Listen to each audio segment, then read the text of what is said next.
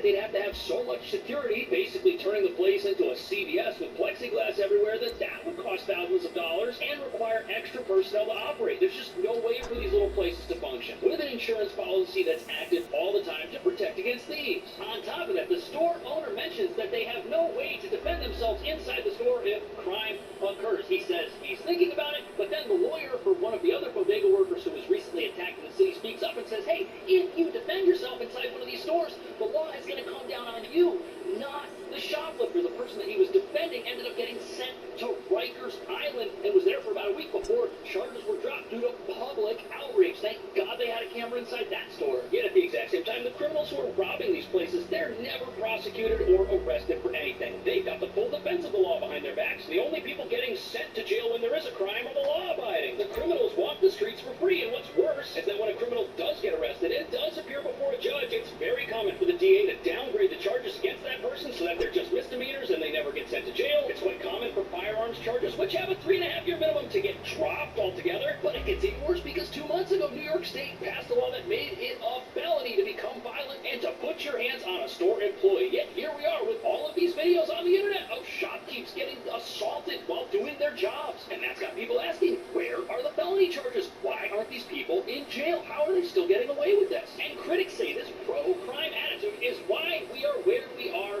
today, with a crime wave that affects the smallest and most defenseless stores in our entire city. There's nothing these places can do, and it's only gonna get worse. This year, adventure is called for the all-new.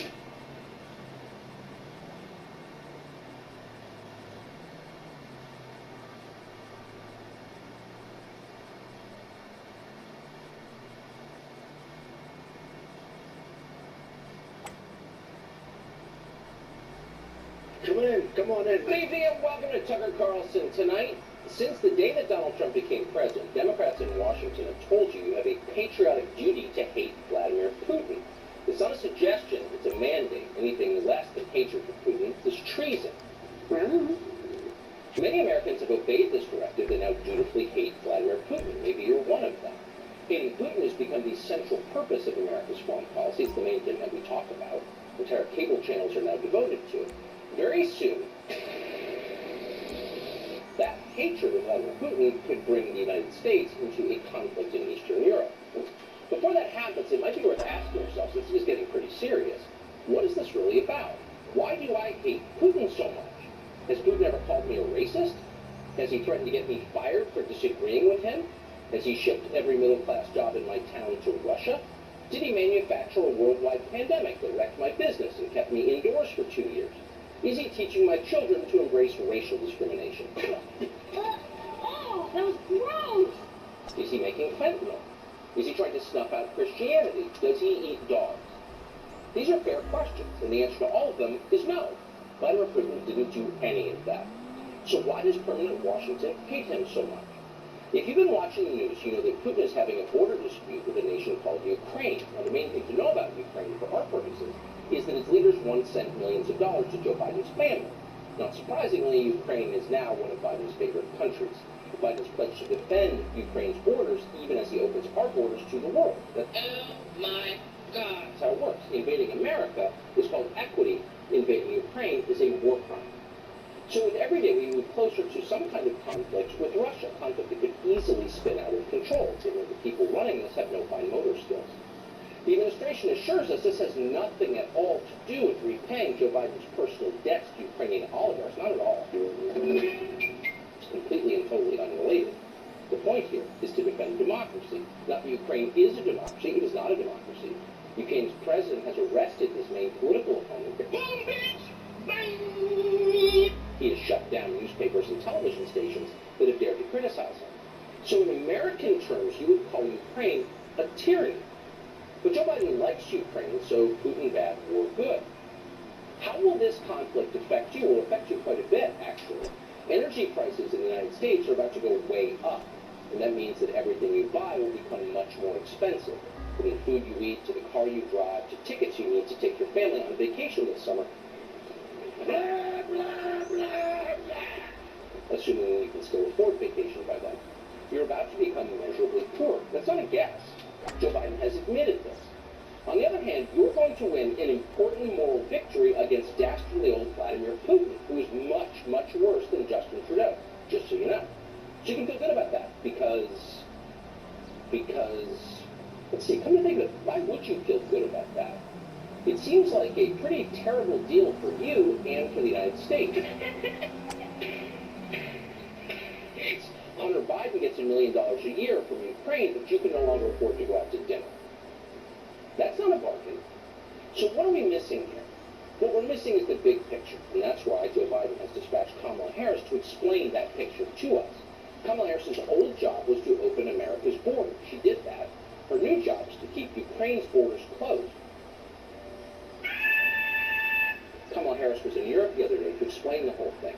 She began with a history lesson, letting the European peoples know about their recent past, which she assumes they've forgotten since so few of them speak English. Oh my God! She opened with the traditional salutation, "Listen, guys," because that's the way real historians and statespeople talk. Watch Kamala educate. I mean, listen, guys. We're talking about the potential for war in Europe. I mean, let's really take a moment to understand the significance of what we're talking about. It's been over 70 years. And through those 70 years, as I mentioned yesterday, there has been peace and security. We are talking about the real possibility of war in Europe. Listen, guys, you may be Europeans who live in Europe, but you don't fully understand. Can't say it.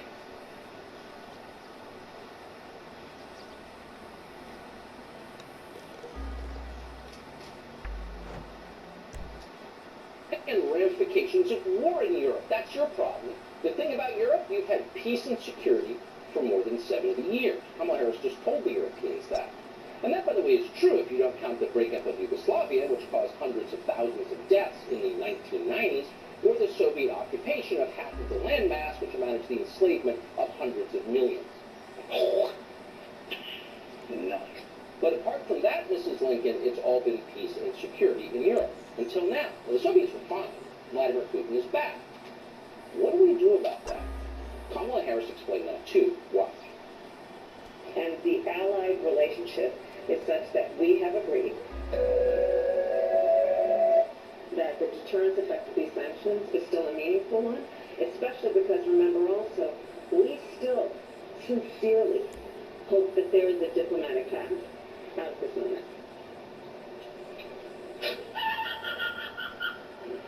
And within the context then of the fact that that window is still open, although it is absolutely narrowing, but within the context of a diplomatic path still being open, the deterrence effect, we believe, has merit. Got that? Take a breath and let it sink in. Here it is again. Quote, "We have agreed that the deterrence effect of these sanctions is still a meaningful one, especially because, remember also, we still sincerely hope that there is a diplomatic path out of this moment within the context, then, of the fact that the window is still open." Still open, although it is absolutely narrowing. But within the context of a diplomatic path still being open, the deterrence effect, we believe, has merit. Well, of course it has merit. The only question is, what the hell are you talking about? And the answer is Kamala Harris has no real idea what she's talking about. She can't even point to the direction of what she's talking about. Her mouth opens and predigested chunks of language come tumbling out in no particular order. It's soothing to listen to until you try to understand what it means. As Kamala Harris told us just last month, quote, "It is time for us to do what we have been doing, and that time is every day." To which we'd respond, "That's right, Ms. Vice President Person, today is the first day of the rest of your life. Learn it, love it, live it." Boy, hold on. And while you're at it, eat, pray, love. You can just imagine Vladimir Putin's reaction to all of this when an aide drops a translated transcript of Kamala Harris's remarks on his desk. The Slavic mind is a hall of mirrors. It sees traps at every intersection. Clearly, Kamala Harris must be setting some sort of trap for the Russians here. Her words don't make sense, but she can't possibly be dim and childish. America is a superpower. It would never put a senile man and an imbecile in charge of the country. On the other hand, maybe so. And by the way, it's not just our country. A few weeks ago, the Russian Foreign Minister, Sergei Lavrov, met with his British counterpart, Liz Truss. Damn! Lavrov asked Truss if her country recognized Russian sovereignty over Rostov and Voronezh, both of which are actually parts of Russia. So it was a trick question, but Liz Truss, who used to work in sales, had no idea.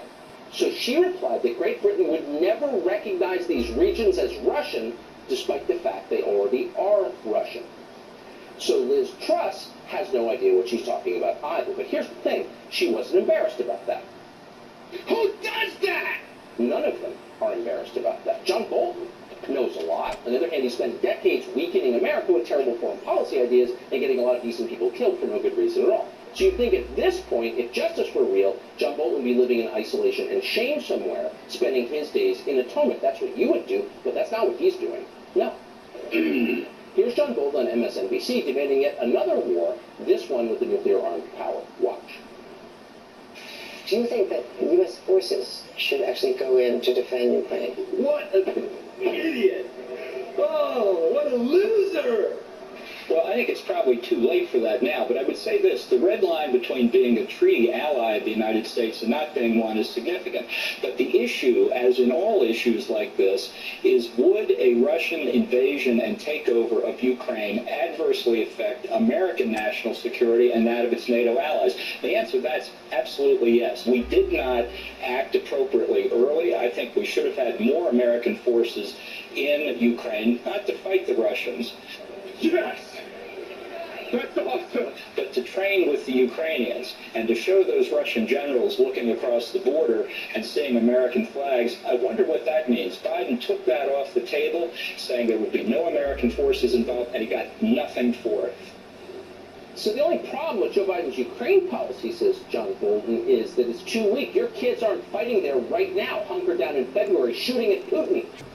Let's try a winter war in Russia. No one's done it before, but we have high hopes. Alexander Vindman is in fact demanding it. Unlike the British Foreign